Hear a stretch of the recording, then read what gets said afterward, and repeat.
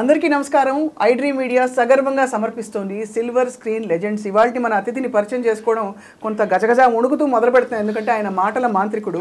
ఆయన మాటల్లో, ఆయన కలంలో నవ్వులు, లవ్వులు, పువ్వులు, ఇంకా భక్తి, రక్తి, ఆవేదన, ఆవేశం ఒకటి కాదు అన్ని రసాలు పలుకుతూ ఉంటాయి.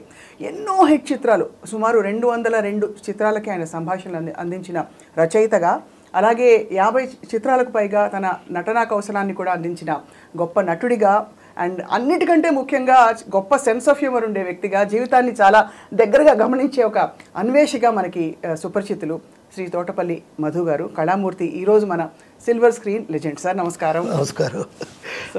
చాలా చెప్పేసారు నా గురించేనా? మీ గురించే.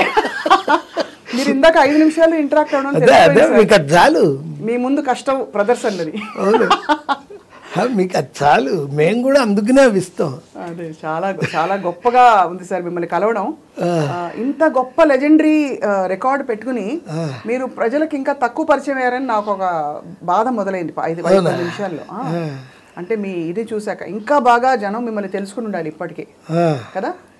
అంటే మనం ఎక్కువ ఇంటర్వ్యూలు ఇచ్చేవాడిని కాదు, నేను చాలా దూరం, సినిమాకే దూరం. నేను సినిమాలో ఉండి సినిమాకి దూరంగా బతికేవాడిని. నేను షూటింగు, ఇల్లు, రాయాలంటే డైలాగ్స్ మెడ్రాస్లో అయితే పాంగ్రో, ఇక్కడైతే ఆ ట్రైడెంట్ హోటల్, స్క్రిప్ట్ ఇచ్చేయడం వచ్చేయడం. నేను ఈ ఆఫీసులకి చాలా తక్కువ వెళ్ళాను. దాసర్ గారు లాంటి వాళ్ళ ఆఫీసుకి తప్ప. ఆయన అనేవాళ్ళు ఇక సిట్టింగ్ కొంచెం అయిపోతా ఉంది అంటే ఓకే సార్ మరి అనేవాళ్ళని. అంటే ఏమయ్యా ఓన్లీ సిట్టింగ్ అయినా కాసేపు కూర్చొని ఇంటరాక్ట్ అవ్వాలి కదా. ఇంటరాక్ట్ అయితే ఏం చేస్తామని అంటే తెలుసుకోవాలి ఆ విషయాలన్నీ. సోది ఇష్టం వాళ్ళకి.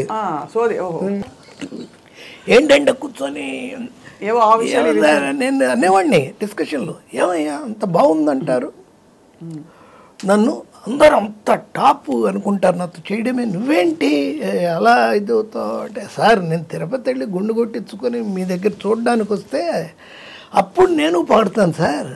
నేను వచ్చింది పనికి, దానికి మీరు డబ్బులు ఇస్తున్నారు, అది చేసేయాలి, అయిపోయింది, వెళ్ళిపోతాం. మిమ్మల్ని పొగడిన వాళ్ళు ఎవరు ఉన్నారు?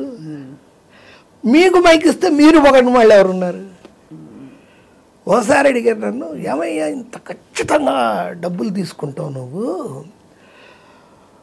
నాతో పని చేయడమే ఒక పెద్ద ఎడ్యుకేషన్ అని అంటారు పరుచూరి బ్రదర్స్ లాంటి వాళ్ళే, నువ్వు మరి నాకేమిస్తున్నావు అని.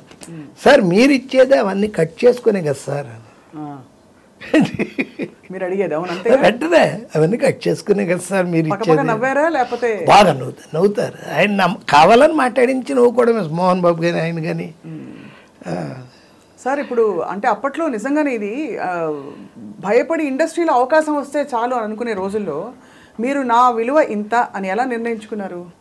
ఏం లేదండి, ఇప్పుడు ఈ ముందు ఫస్ట్ సినిమా దేవాంతకుడికి 25,000 ఇచ్చారు నాకు. మంచి అంటే సత్యానంద్ గారే అప్పుడు 25,000 తీసుకుంటున్నారు, జంజాల్ గారు అయితే 20. ఆ టైంలో నేను 25 తీసుకున్నా. ఏం లేదండి, వర్క్తో కొట్టడం అంతే, ఇంక వేరే ఏం లేదు. నాకు టాలెంట్ తీసేస్తే నేను వేస్ట్ అక్కడ. అది నన్ను భరించడం కూడా కష్టం. నేను ఎక్కువ మాట్లాడను, ఎక్కువ చేయను, టాలెంట్ అంతే. ఒకటి బాగాలేదు అంటే ఎందుకు బాగాలేదు అనేది నా లైఫ్లో అడగను. నాతో చర్చలు ఉంటాయి తప్ప వాగ్యుద్ధాలు ఉండనే ఉండవు, అస్సలు ఉండవు. ఇది బాగాలేదు, పోనీ ఇది బాగాలేదు, పోనీ ఇది బాగాలేదు, పోనీ ఇది.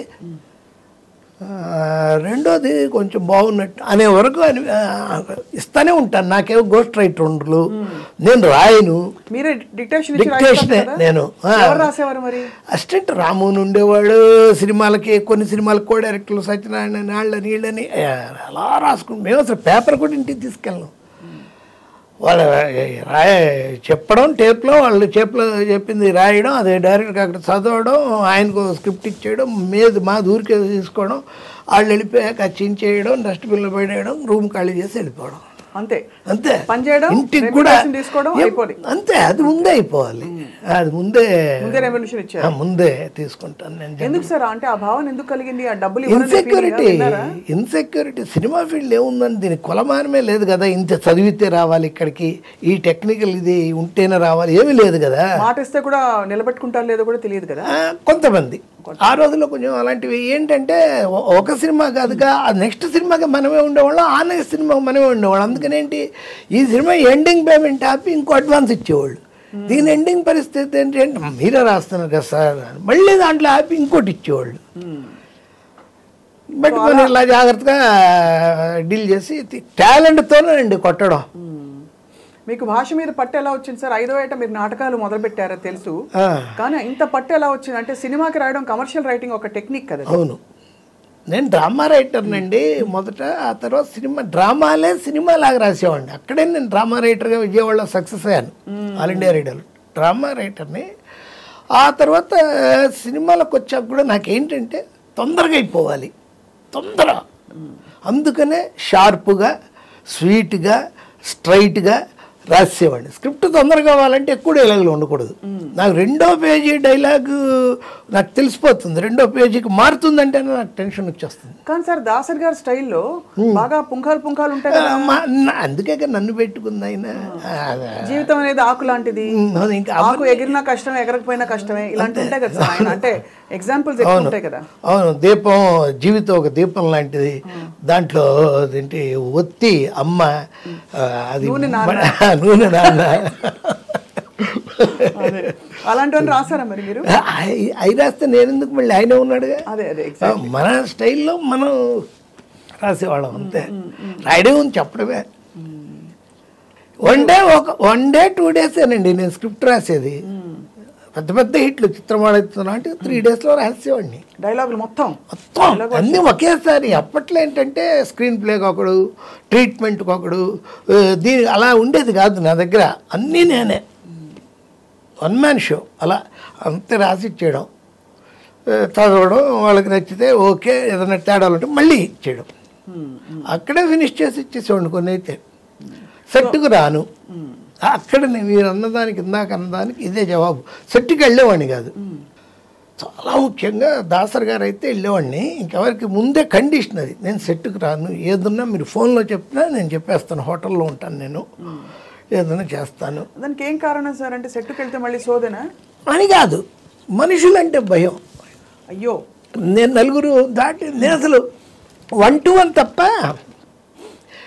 ఇంకా భరించలేను నేను. కానీ అలా అనిపించట్లేదు సార్ మీరు?